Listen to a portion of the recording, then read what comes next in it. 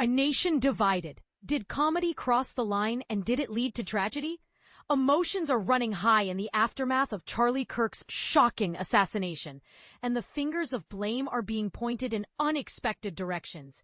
Is comedy just harmless satire, or can it fuel something darker? That's the debate raging now, and it's grabbing the nation's attention. In recent days, many conservative voices have begun to directly criticize the long-running animated series South Park after it aired an episode lampooning Charlie Kirk just before his death. Notably, Comedy Central chose to withdraw this episode, Got a Nut, from a scheduled rerun, and insider reports suggest it won't appear in their normal programming for the foreseeable future. For those unfamiliar with the episode, it showcases Eric Cartman morphing into a right-wing podcast star, mimicking both the rhetoric and mannerisms of Kirk, who made his mark by debating liberal students on college campuses.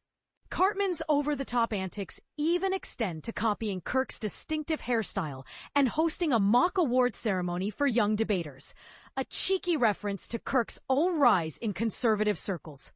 Ironically, Kirk reacted to the episode with surprising good humor.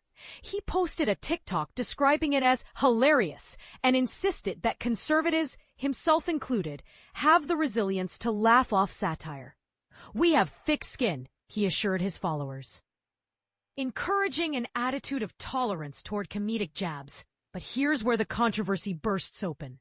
In the wake of Kirk's murder, while he was engaging in exactly the kind of live debate depicted in South Park, a segment of MAGA conservatives turned their frustration and grief toward the show. Some claim that satirizing Kirk had made him a target, amplifying cultural hostility against him. One Turning Point USA staffer wrote, "Comedy has consequences." Charlie was targeted in the culture before he was targeted in real life.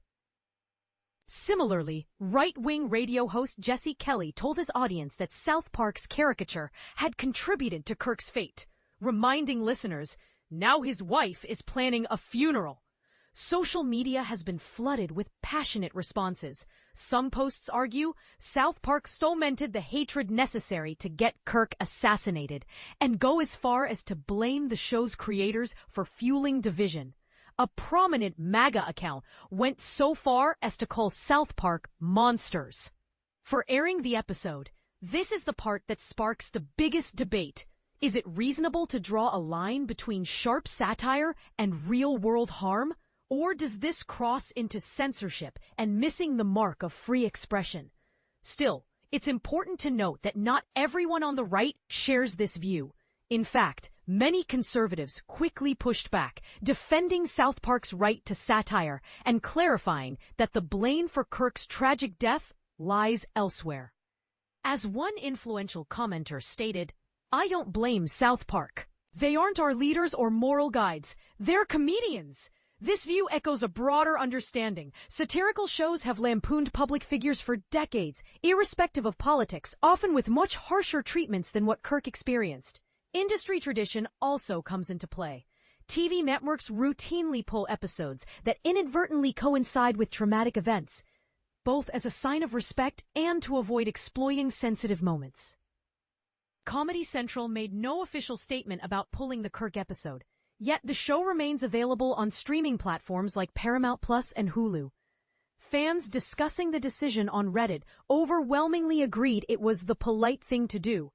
But they also emphasized that South Park can't be held responsible for real-world violence. One user commented, "No one could have predicted this series of events," while another added, "It's smart not to inflame tensions, regardless of politics." But here's a twist that could ignite even more disagreement.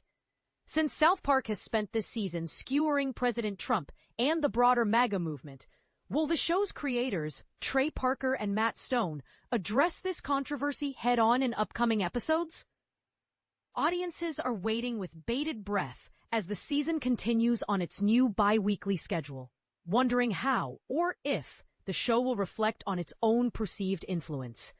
Reflecting on Kirk's legacy, his rise from a young conservative activist to a central figure in Republican politics is impossible to ignore. On the day of his assassination, Kirk was fielding audience questions specifically on the topic of mass shootings and gun violence. Tragic irony, considering what would happen moments later. As the shooting erupted, witnesses described Kirk clutching his neck. As of now, the perpetrator remains at large.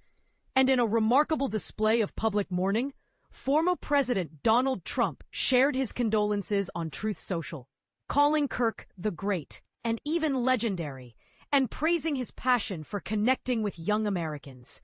He was loved and admired by all, especially me, and now he is no longer with us, Trump wrote, offering sympathy to Kirk's wife, Erica, and the rest of his family. So what do you think? Did South Park cross an invisible line? Or are such claims an overreach, confusing satire with incitement? Should networks bear responsibility for how fictionalized mockery could be interpreted by viewers? Or is this just a necessary risk of free speech in modern media? Let's hear your take. Do you agree? Or does this controversy just further prove how fractured the national conversation has become? Drop your thoughts below and let's hash it out.